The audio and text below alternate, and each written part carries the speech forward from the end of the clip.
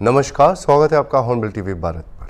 आइए देखते हैं अब तक की खबरें। बांदा में एक सीसीटीवी फुटेज वायरल हो रहा है जिसमें भाजपा के मंडल अध्यक्ष ने रंगदारी न देने पर एक डॉक्टर पर फायरिंग की। डॉक्टर ने आरोप लगाया कि मंडल अध्यक्ष हर हफ्ते 10,000 रुपये की मांग कर रहे थे और मना करने पर जान से मारने की धमकी भी दी। घटना के बाद पुलिस ने मामूली धाराओं में मामला दर्ज कर कार्रवाई को दबाने की कोशिश की, जबकि सीसीटीवी में फायरिंग स्पष्ट रूप से दिखाई दे रही है।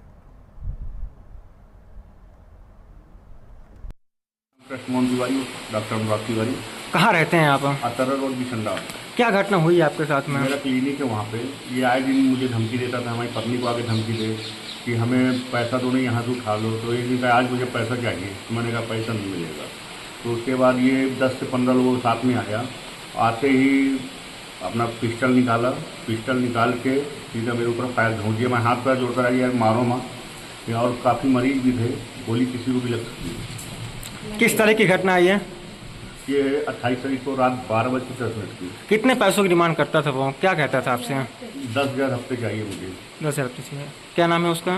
उसका नाम है रणवीर सिंह गौर उर्फ गोलू गौर। क्या काम करता है ये? वो ढाबा चलाता है प्लस रंगदारी करता है। आए दिन किसी न किसी के साथ वारदात करता है वो। अच्छा, जिस तमंचे से उसने फायर किया, क्या वैध था पिस्टल, क्या वैध था? मैं नहीं जानता, लाइसेंस होगा तो खुद दिखाएगा। एक नहीं था, एक से मारा है। वो एक से मेरे ऊपर फायर किया, दूसरा निकालने लगा तो उसके साथ जो हेलमेट लगाए थे काफ़ी लोग थे, तो वो इसको घसीट कर बाहर ले गए। पुलिस भी मौजूद पुलिस थे वहीं पे बैठे, दो गार्ड थे। पुलिस की मौजूदगी में गोली चली? पुलिस की मौजूदगी में। तो क्या पकड़ा गया आरोपी? नहीं पकड़ा गया। अच्छा, वहाँ से फरार भी हो गया? मैंने जो दफा लिखाई तो वो जो हमने एप्लीकेशन दी उससे बिल्कुल नॉर्मल उन्होंने बना दिया। अच्छा, पुलिस के सामने फायर भी किया। हाँ। उसके बाद वो फरार भी हो गया? फरार भी हो गया मौके पर। पुलिस क्या करती रही? आज तक कुछ नहीं करी। मौके पर क्या किया पुलिस ने? कुछ नहीं, और भगा दिया। भाग गए जो 10-12 लोग थे। फिर इसके बाद क्या चाहते हैं आप? हम पूरा परिवार दहशत में है, कह रहा है सबको जान से मार देंगे यदि यहाँ पे रुके। अस्पताल छोड़ के भाग जाओ। इस तरह धमकी देता। 29 सितंबर 2024 को गोड्डा शहर के वार्ड 5 और 11 में नगर झामुमो समिति द्वारा रात्रि चौपाल का आयोजन किया गया। इसकी अध्यक्षता नगर अध्यक्ष अजय कुमार ने की, जबकि मुख्य अतिथि झामुको के जिला प्रवक्ता राजेश मंडल रहे। अपने संबोधन में मंडल ने झारखंड राज्य के गठन और हेमंत सोरेन सरकार की उपलब्धियों पर प्रकाश डाला। उन्होंने कहा कि झारखंड के विकास में बीजेपी विफल रही है, जबकि हेमंत सोरेन के सरकार ने महिलाओं और गरीबों के लिए कई कल्याणकारी योजनाएं चलाई हैं, जैसे कि मुख्यमंत्री मैया समान योजना और मुफ्त बिजली योजना। राजेश मंडल ने संथाल परगना में आयोजित होने वाली झारखंड मुख्यमंत्री मैया समान यात्रा के प्रचार के लिए कार्यकर्ताओं से तैयारी करने का आह्वान किया है। कार्यक्रम में नगर के कई प्रमुख पदाधिकारी और दर्जनों महिलाएं एवं युवा उपस्थित रहे।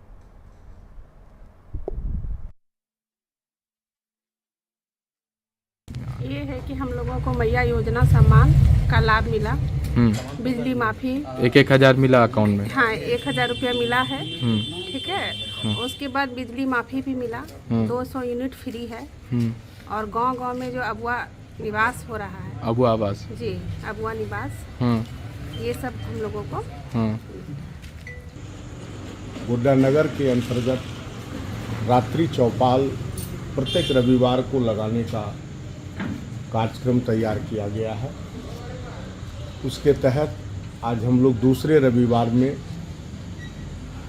आपके इस न्यू मार्केट के इस मोहल्ले में आए हैं और बड़ी खुशी है कि संख्या बल ना देखकर अगर हम अपने सिद्धांत के साथ चलना चाहते हैं तो मुझे लगता है कि हम लोगों की शुरुआत काफ़ी अच्छी शुरुआत है। और हम लोग अगर 20 आदमी ही उपस्थित हुए हैं और इस 20 आदमी में भी अगर हम 10 आदमी को भी पार्टी के सिद्धांतों से, हेमंत सोरेन सरकार के काम से यदि हम आप लोगों को बता पाते हैं, आप लोगों को यदि जागरूक कर पाते हैं, तो मुझे लगता है कि हम लोगों का ये रात्रि चौपाल लगाने का रिजल्ट हम लोगों को 100% हासिल होगा। सभी माता बहन और ख़ास करके हमारा यहाँ पर जो है बहुत युवा साथी है, और रात्रि चौपाल का मकसद होता है कि हम आपको अपनी पार्टी के तरफ से किए गए कार्यों के प्रति आपको हम सूचना देते हुए आपको हम ट्रेंड कर सकें। आप जब तक आप नहीं समझेंगे तब तक हमारा जो पार्टी के द्वारा हेमंत सोरेन जी के द्वारा जो आज लगभग जब से राज्य बना है 58 योजना ऐसा चलाया गया है जो सिर्फ गांव, गरीब और शहर के आम गरीब लोगों के लिए ये कार्यक्रम है।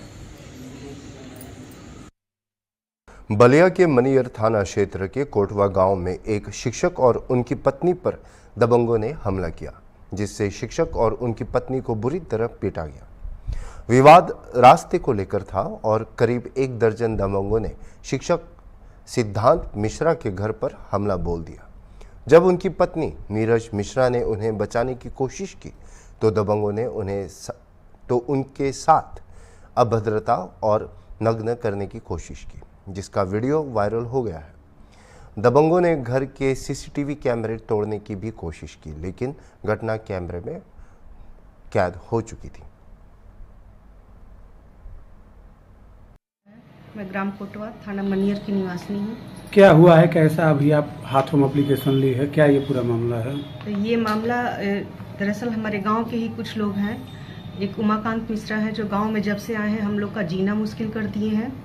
वो जो है एक नाली का प्रकरण था जिसको लेकर के विवाद था। पहले से ही हमारा और हमारे पड़ोसी का, हमारे पटीदार का जो है मुकदमा न्यायालय में लंबित है। उसको लेकर के कि नाली निकलवाना चाहते थे छोटे नाले में, जिसको हम लोगों ने रोका कि ये मामला न्यायालय में है, अब इधर से कुछ भी नहीं हो सकता है। लेकिन ये लोग नहीं माने, ज़बरदस्ती कि इधर से ही निकालेंगे। हम लोग का जीना मुश्किल कर दिए, आगे से नहीं हो पाया। पुलिस प्रशासन बुलडोज़र सब लेके पहुँचे, जेसीबी लेकर के, लेकिन प्रशासन न्यायालय का मामला देखते हुए लौट गई। उसके बाद ये हमारे जो पड़ोसी हैं उनको चढ़ा करके और हमारे जो गली का पुश्तैनी रास्ता है उसको बंद करवा दिए 7 अगस्त को, जिसको लेकर के जो है ये मेरे से फिर से हाथापाई किए, मेरे हस्बैंड को छेड़छाड़ में फंसाने के लिए किए। मैं, मेरे हस्बैंड और मेरा बच्चा 5 साल का, बस यही हम लोग गांव पे रहते हैं। और मेरे हस्बैंड टीचर हैं छाता इंटर कॉलेज में। ये आए दिन हम लोग को एकदम मेंटली टॉर्चर करके रख दिए हैं। उसके बाद 28 अगस्त को दोबारा ये लोग बुलडोजर और वो लेकर के पहुँचे और पहले ये लोग प्री प्लानिंग के तहत सारा काम किए हैं। पहले हमारा जितना सीसीटीवी कैमरा हम लोगों ने लगा रखा था अपनी सुरक्षा के लिए, हमारा सीसीटीवी कैमरा बाहर से सारा तोड़ दिया कि कोई रिकॉर्डिंग ना हो पाए। उसके बाद से हम लोग मोबाइल से रिकॉर्ड करने लगे तो हमारे हस्बैंड को मेरा कि फ़ोन छीन लो, उमाकांत मिश्रा के बोलने पे कि फ़ोन छीन लिया जाए। उसके बाद से इन लोग को मारा जाए। इन लोग को ये नहीं पता था कि घर के अंदर भी कैमरा लगा हुआ है जिसमें ये सारी चीज़ें रिकॉर्ड हो रही हैं। उसके बाद ये लोग घर में घुस के 10 लोग मेरे साथ, मेरे हस्बैंड के साथ मारपीट किए, मेरे साथ हर तरह का ये लोग बदतमीजी किए। उसके बाद मेरा कपड़ा तक उतारने का ये लोग पूरा प्रयास किए हैं, जो सब कुछ मेरे सीसीटीवी कैमरे में रिकॉर्ड है। मैंने हर अधिकारी के पास, हर ऊपर से हर आला अधिकारी के पास ये सारा वीडियो फुटेज, एप्लीकेशन सब कुछ मैं दे के थक गई हूँ। कुछ भी नहीं हुआ है, बल्कि मेरे ही खिलाफ और मेरे हस्बैंड के खिलाफ मुकदमा दर्ज कर दिया गया है कि हम लोगों ने पत्थर चलाया उनके आंगन में, जो कि सारा मामला आप देख लीजिए, खुद सीसीटीवी कैमरे में रिकॉर्ड है कि कितना पत्थर मैंने और मेरे हस्बैंड ने चलाया है। और आए दिन इन लोग का धमकी देना है कि मुझे, मेरे हस्बैंड को, मेरे बच्चे को ये जान से मार देंगे। ये लोग जीना हम लोग का बिल्कुल दुश्वार कर दिए हैं। इन लोग को है कि हम लोग गाँव छोड़ के चले जाएँ। थाने में गई थी, मैं एसपी के पास गई थी, मैं जो सीओ के पास गई हूँ, मैं आजमगढ़ परिक्षेत्र के पास गई हूँ, मैं सब जगह जा चुकी हूँ। कहीं से मुझे कोई कार्रवाई नहीं हुई है। मेरे खिलाफ बिल्कुल हल्का घरेलू मारपीट का वो करके केस मेरा मुकदमा दर्ज कर दिया गया है और मेरे खिलाफ क्रॉस मुकदमा भी कर दिया गया है। गुजरात के राज्य मॉनिटरिंग सेल ने खेड़ा पाटिया से 2 कारें जब्त की हैं, जिनमें 2,87,000 रुपए की भारतीय निर्मित विदेशी शराब मिली। पुलिस ने 2027 बोतलें और टिन बरामद किए हैं। इस कार्रवाई में 9 संदिग्धों में से 2 पृथ्वीराज सिंह चौहान और सिकंदर मीर को गिरफ्तार किया गया है, जबकि 7 की तलाश अभी जारी है। कुल मिलाकर पुलिस ने 16,24,000 रुपये की संपत्ति जब्त की है और निषेध अधिनियम के तहत मामला दर्ज कर आगे की जांच शुरू कर दी है।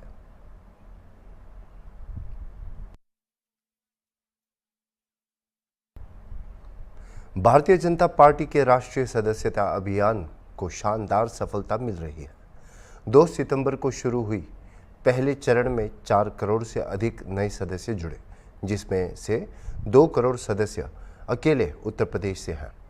पार्टी का लक्ष्य 10 करोड़ नए सदस्यों को जोड़ने का है। प्रधानमंत्री नरेंद्र मोदी ने अभियान का शुभारंभ किया था और सांसदों व विधायकों को नए सदस्य जोड़ने का लक्ष्य दिया गया। अब 1 अक्टूबर से दूसरे चरण की शुरुआत होगी, जिसके लिए लखनऊ में यूपी बीजेपी अध्यक्ष भूपेंद्र चौधरी की अध्यक्षता में समीक्षा बैठक आयोजित की गई। बैठक में सदस्यता अभियान की प्रगति और आगामी रणनीतियों पर चर्चा की गई।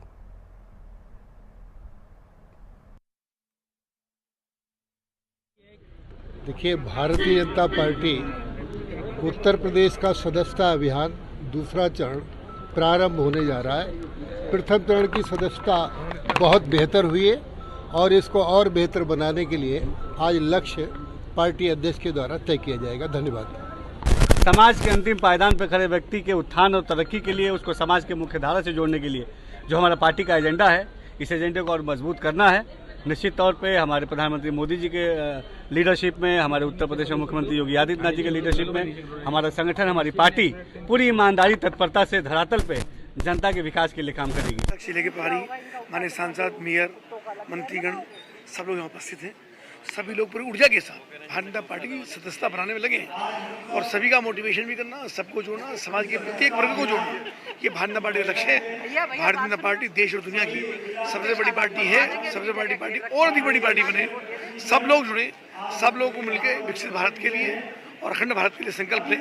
ऐसा नहीं, 1 अक्टूबर से 15 अक्टूबर तक दूसरे चरण की यानी कि सामूहिक सदस्यता की शुरुआत करने की आज तैयारी है और उस तैयारी की दृष्टि से आज हम लोगों ने ये प्रदेश स्तरीय बैठक हमारी है और पूरा अभियान की तैयारी की दृष्टि से आज हम लोग बैठेंगे और अधिक से अधिक जो हमारा लक्ष्य है उस लक्ष्य को दूसरे चरण में प्राप्त करें। इसके साथ हम लोग आज तैयारी बैठक करेंगे।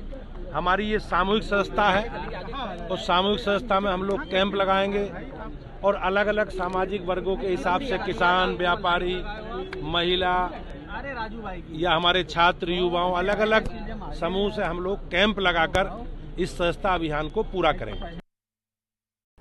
पाटन के प्रगति मैदान में बनासकांठा सांसद गनीबेन ठाकुर के अभिनंदन समारोह के साथ उत्तर गुजरात के क्षत्रिय ठाकुर समाज ने शक्ति प्रदर्शन किया। इस कार्यक्रम में कांग्रेस के प्रमुख नेता मुकुल वासनिक, शक्ति सिंह गोहिल, अमित चावड़ा, जगदीश ठाकुर समेत अन्य नेता उपस्थित रहे। इस आयोजन को कांग्रेस की 2027 चुनावी तैयारी का संकेत माना जा रहा है। गनीबेन ठाकुर के सम्मान समारोह में कांग्रेस नेताओं ने ओबीसी आरक्षण और जनसंख्या के आधार पर आरक्षण बढ़ाने की मांग की। इसके साथ ही उन्होंने दाहोद में बच्ची के साथ हुई घटना पर भाजपा की आलोचना भी की। गनीबेन ने बेटियों की सुरक्षा, प्रेम विवाह और मैत्री अनुबंध का मुद्दा उठाया। उन्होंने प्रेम विवाह में माता पिता की सहमति की बात की और मैत्री अनुबंध अधिनियम को निरस्त करने की मांग की। इसके अलावा उन्होंने स्कूलों में लड़कियों की सुरक्षा के लिए एक विशेष टीम गठित करने का प्रस्ताव रखा, जिसमें सेवानिवृत्त जज, मनोचिकित्सक, वकील और महिला पुलिस शामिल हों। सम्मान समारोह में ठाकुर समाज ने विभिन्न अनुदानों की घोषणा की, जिसमें महिला छात्रावास के लिए 16 लाख रुपए भी शामिल हैं। गौ माता के समर्थन में गनीबेन ने कहा कि जब तक गौ माता को राष्ट्रीय माता का दर्ज नहीं दिया जाता, वह आंदोलन जारी रखेंगी। पवित्र भूमि पर ક્ષત્રિય ઠાકોર સમાજ આયોજિત સર્વ સમાજના આગેવાનોએ સાથે મળીને એક મારું સંસદ તરીકે સન્માન નહીં પણ બનાસકાંઠાની જનતાનું સન્માન કર્યું છે. હું બનાસકાંઠાની જનતાનું સન્માન કરવા બદલ સૌ આયોજકોનો હૃદયપૂર્વક આભાર માનું છું. ઓબીસી માટે અમારી એક જ માગણી છે. ઘણા બધા એ તર્ક વિતર્ક અને વિવાદો ઊભા કરે છે. 146 સમાજોમાં ધારો કે સત્યજીત ગાયકવાડ હોય કે જે ગાયકવાડ સ્ટેટ હતા એ ટાઈમે 100% શિક્ષણના કારણે કદાચ જે તે જિલ્લાઓને એનો લાભ મળ્યો છે શિક્ષણનો 100% શિક્ષણ હોવાના કારણે. પણ જ્યાં બિલકુલ વર્ષોથી શિક્ષણ નથી ત્યાં લોકો અતિ પછાત છે. 146ના તમામ સમાજોમાં બધા પરિવારો સુખી ના હોય તો અમારી એક જ માગણી છે કે ઓબીસી સમાજને વસ્તીના ધોરણે બજેટ મળવું જોઈએ. અમે 2-3 માગણી કરી છે કે આ મૈત્રી કરાર જેવા કાયદા એ પરિવારોને વેરવિખેર કરીને વર્ગ વિગ્રહ ઊભા કરે છે. સંતાનો રખડી જતા હોય છે. તો આવા કાયદા અને ક્યાંક પોલીસ કાયદોને વ્યવસ્થા જાળવવામાં આવા અસામાજિક તત્વોને વધુ પડતું પ્રોત્સાહન આપવાને કારણે અસામાજિક તત્વોને કોઈ હવે ડર રહ્યો નથી. હમણાં કોઈક ગાંધીનગર મુકામે પોલીસવાળા એવા કહેતા હતા કે કોલેજ આગળ અસામાજિક તત્વો એ આવીને ટ્રાફિક કરે છે અથવા તો કોલેજ દીકરીઓની હોય અહીંયા આટાફેરા મારે છે એટલે એમને અહીંયા બહાર નીકળવું નહીં કે સમયસર થતું હોય. તમે આઝાદી છીનવાને બદલે કાયદોને વ્યવસ્થા સુધારો. એટલે સમગ્ર ગુજરાતની અંદર કાયદોને વ્યવસ્થા કથળ્યું છે. ત્યારે મારી એક જ માગણી છે કે કાયદોને વ્યવસ્થા સુધરે. બેન દીકરીઓની સલામતી માટે સરકાર આગળ આવે અને દીકરીઓને ભણવા માટેના શૈક્ષણિક સંકુલ એ અલગથી બનાવવામાં આવે. અયોધ્યા હોય, સોમનાથ હોય કે અનેક ધાર્મિક સ્થાનો હોય એની અંદર મોટા પાયે ડેવલપિંગ થાય એનો અમને વાંધો ના હોય પણ ભગવાન તો કોકને રોજગારી આપવાના હોય અને એના આશરે વર્ષોથી પરંપરાગત રીતે નાના મોટા લોકો ધંધો રોજગાર કરીને પોતાનું ગુજરાન ચલાવતા હોય એમના ઉપર બુલડોઝર ફેરવીને નાખવા, એમને બેઇજ્જત કરીને કાઢી મૂકવા, એમના ઉપર આબ અને નીચે ધરતી બીજી કોઈ વ્યવસ્થા નહીં. એટલે આવી એમને જગ્યાઓ ખાલી કરતાં આવું કરતાં પહેલાં આ લોકોની વ્યવસ્થાઓ કરવી જોઈએ અને વ્યવસ્થા કર્યા પછી કરે લોકો એને સમર્થન આપે પછી તો આગળ ભગવાન ત્યારે જ રાજી રહે. અને આ રીતે તમે ગરીબોના દિલ દુભાવીને કે ગરીબોની લાગણીને ઠેસ પહોંચાડીને ક્યારેય ભગવાન કોઈ દાડો કોઈના ઉપર રાજી ના હોય. पितृ पक्ष के महीने की समाप्ति के तुरंत बाद ही शारदीय नवरात्रि लग जाएगी. शारदीय नवरात्रि में माँ दुर्गा के 9 रूपों की पूजा एवं उपासना भक्तों के द्वारा की जाती है. 9 दिन चलने वाले इस सारा दिन नवरात्र में महिलाएं माँ भगवती की पूजा पाठ व उपासना करती हैं. इस उपलक्ष्य गरबा और डांडिया का भी आयोजन किया जाता है.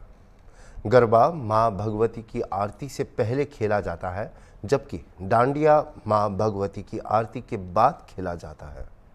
मूलत गरबा और डांडिया खेलने का रिवाज गुजरात से है लेकिन 21वीं शताब्दी में गरबा और इंडिया ने देश विदेश में अपनी लोकप्रियता स्थापित कर ली है. लखनऊ के होटल ग्रैंड JBR में शारदीय नवरात्रि से पहले आयोजित हुए कार्यक्रम में सैकड़ों महिलाओं के द्वारा गरबा और डांडिया खेला गया और सांस्कृतिक कार्यक्रम में इन महिलाओं ने हिस्सा लिया और सांस्कृतिक थीम और संगीत पर जमकर ठुमके भी लगाए. किस तरीके का प्रोग्राम है और क्या कहेंगे, क्या नवरात्र इट्स लाइक कि कहते हैं ना 9 दिन के लिए माता रानी हमारे घर आ रही हैं. तो जैसे हम बर्थडे सेलिब्रेट करते हैं और कुछ भी फंक्शन होता है तो उसके लिए हम सेलिब्रेशंस करते हैं, राइट. तो वैसे ही जब 9 दिन के लिए माता रानी हमारे घर आ रही हैं तो उनका ये प्री सेलिब्रेशंस है कि हम उनके आने के लिए इतने खुश हैं कि हम एक्साइटमेंट से अपना जो खुशी है वो इस तरीके से जाहिर करते हैं इन फॉर्म ऑफ डांडिया. तो 9 दिन के लिए जो माता रानी आ रही हैं उसलिए हम मेनली तो हमारा यही होता है कि हम खुश हैं कि हमें 9 दिन के लिए वो हमारे घर आएंगी तो हम डांडिया सेलिब्रेट करते हैं. तो मेन रीज़न तो यही है डांडिया का. डांडिया जो प्रोग्राम में कैसा प्रोग्राम था? डांडिया का जो इवेंट आज हुआ है बहुत अच्छा है. भावना ने बहुत अच्छा ऑर्गेनाइज़ किया है और फूड भी बहुत अच्छा है. जितने भी गेम्स हुए हैं आज डांडिया में वो भी बहुत अच्छे हैं. जितनी भी लेडीज़ आई हैं सब ने बहुत इन्जॉय किया है और यहाँ पे बच्चों के लिए बहुत सारे गेम्स ऑर्गेनाइज़ किए गए हैं. बच्चों ने काफ़ी इन्जॉय किया है और हम सब ने मिलकर बहुत फ़न किया. आज तो आप क्या कहना चाहते हो, आपको क्या फील हो रहा है, कैसा लग रहा है इस पे आपको?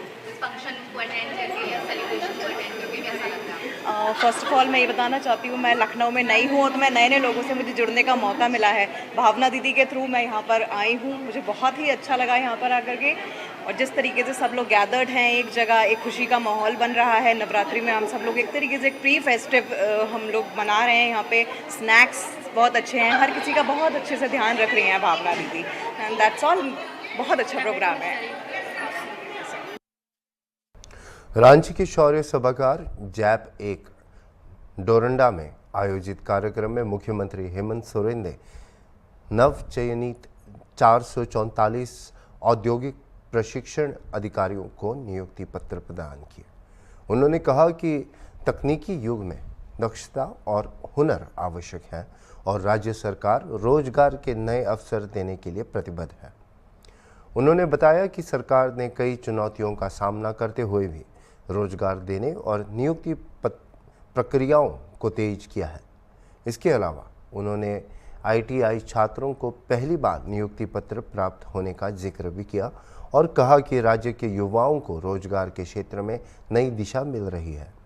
कार्यक्रम में मंत्री बन्ना गुप्ता समेत अन्य अधिकारी भी उपस्थित थे। आप सरकार के द्वारा चलाए जा रहे पॉलिटेक्निक केंद्रों में अपने को तराश कर अपने लिए एक दिशा आप लोगों ने बनाई है और सरकार के नीतियों के अनुसार आपको राज्य के विभिन्न और देश के अन्य कंपनियों में काम करने का अब मौका मिलेगा। बल्कि अभी आप सरकार के द्वारा चलाए जा रहे पॉलिटेक्निक केंद्रों में अपना प्रशिक्षण ग्रहण कर रहे थे।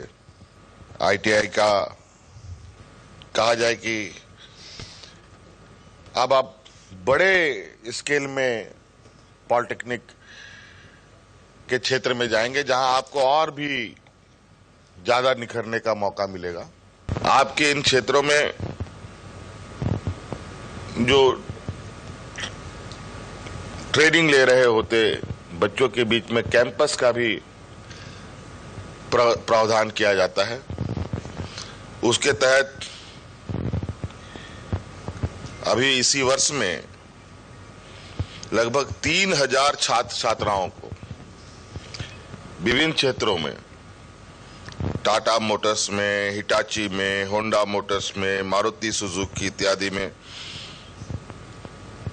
रोजगार सरकार के द्वारा उपलब्ध कराया गया। और कई लोगों जो हम लोगों के पास उन सभी जिनको भी सरकारी गैर सरकारी, सरकारी का तो खैर लगभग डाटा उपलब्ध रहता है, गैर सरकारी क्षेत्रों के लोग नौजवानों का डाटा भी हमारे पास रहता है। देखो, दिशा निर्देश तो दिया जा चुका है और उसी दिशा निर्देश पर काम चल रहा है। अब बस उसी को देख रहे हैं माइक डाउन कीजिए भाई कि प्रगति कितनी है। उत्साहवर्धक तो लगता है, बहुत टिपिकल इंजीनियरिंग है और चुनौती भरा है। हर चीज बहुत माइन्यूटली कैलकुलेटिव तरीके से किया जा रहा है और आप देखेंगे जब बन के तैयार होगा। अभी के लिए इतना ही और खबरों के लिए आप देखते रहिए हॉर्नबिल टीवी।